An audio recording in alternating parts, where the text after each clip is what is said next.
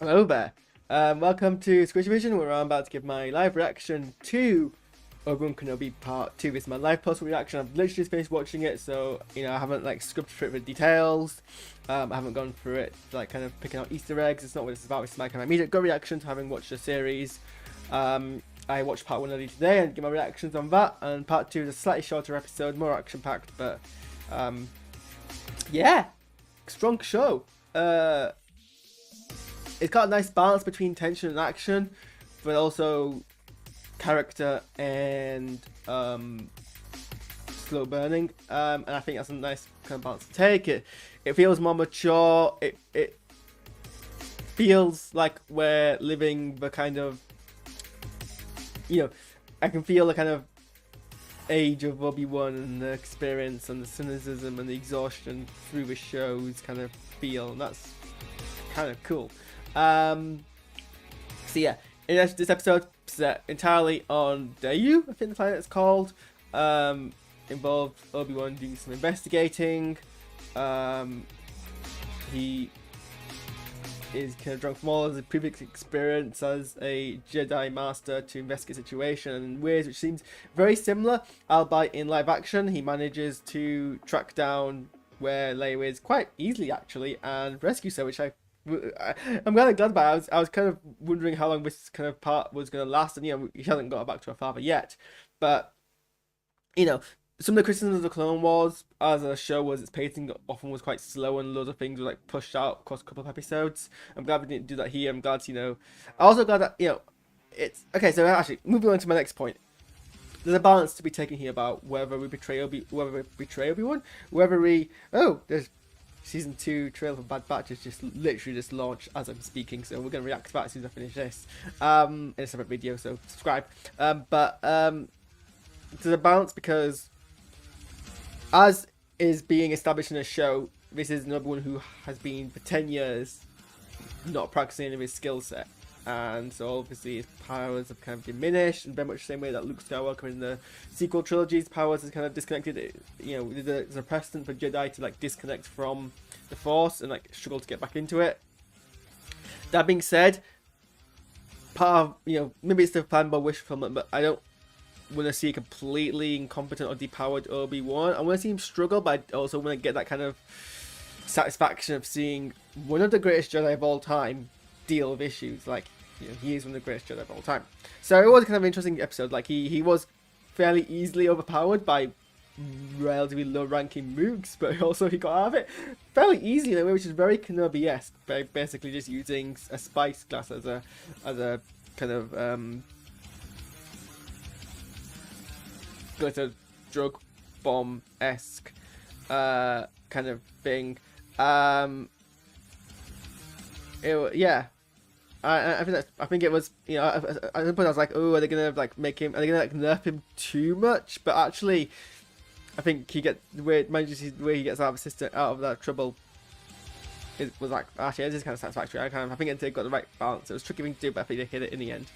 I think my most frustrating part was when it was clear that Leia was panicking over this strange guy who was being very secretive with her, and was spooked her and she fled. And I'm like, I feel like Obi-Wan is probably considering what the Jedi like across the board, Obi-Wan tends to be the most kind of connecting, and the one who I think there's been a couple episodes where he's actually in Clone Wars where he's dealt with children and dealt with them quite well. So, but then again, 10 years gap, I mean, 10 years does a lot to kind of make someone cynical and all that jazz. So I guess it also kind of checks out. It's just kind of frustrating when it seemed a bit contrived just the way they went about it. That was my early Christmas episode, the whole need for Leia to kind of run away, and also the fact that so early on he was making a loud noise and got rid of 10 years of secrecy. But I guess that's what happens when you finally leave your hiding spot. That's my early criticism. I think it was generally good. I think actually, well, the second half was drawn out a bit longer, but it delivered in the end. I like how they didn't have him activate his lightsaber, although they were hinting very much towards it, but you know, eventually they're like, actually, we'll kind of just wait a bit longer. But I think like when he shot that bounty hunter, it was also a bit impulsive, right in the middle of a marketplace. Set design looked great. Lighting looked great. It looked very cinema quality-esque.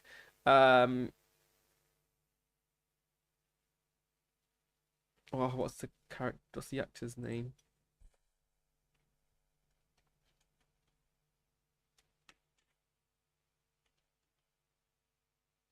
Camille Nanjiani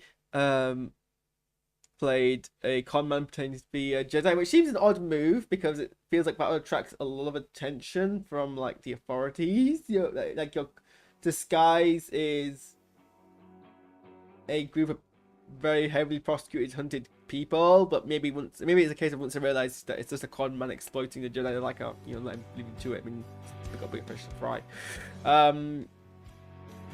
But it's kind of what I would do if I was like trying to be a con person or whatever. I'm glad they didn't kill the character because I think he's always a great actor to kind of watch. And yeah, he definitely was the right casting for that role. I'm don't quite buy that he would have done the sacrifice play so quickly on, being a conman person. Because I mean, if I was him, I would have not expected to go face Inquisitor and survive. I think he's lucky that he did. But you know, sure. What else do I have to say about this episode?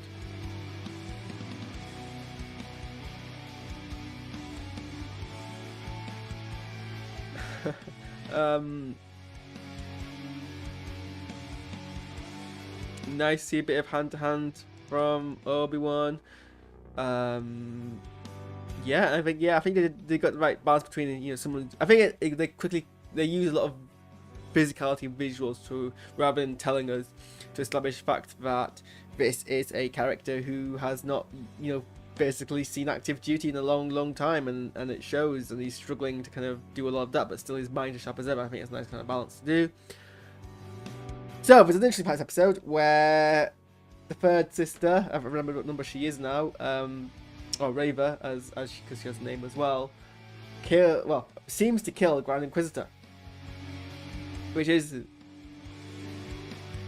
odd because we know how he died and it's not here. It's like not for about 5 years. So what's up with that? It's strange because if you haven't watched Rebels, you might be led to believe this is their death, and it's very much shot and signed as their death. And it's, as you know, he plays a very self-contained role of, you know, boss who's getting in the way of villains, and villain kills boss so they can go rogue without any impediment, and you know, it's very self-contained background character. But within the larger Star Wars narrative, he has another role to play in it. But I think most people watching the show probably know who that character is. I mean, also we're not unaware that's the case because he features very prominently in the trailer. So it's a bit odd what the strategy is here. Like, I mean, hopefully not retconning, because the whole point of, you know, a lot of what they've done is to kind of make a more cohesive Star Wars like canon. So it's a bit odd if they're gonna. And it's such a trivial random thing to retcon. Sure, if they wanted to have a character here who was gonna die, they could have chosen someone else. They could have been a previous Grand Inquisitor before this Grand Inquisitor. You know, it wasn't. I mean, maybe it is the case. Maybe there actually are two of them, which explains why the latter one has a longer head.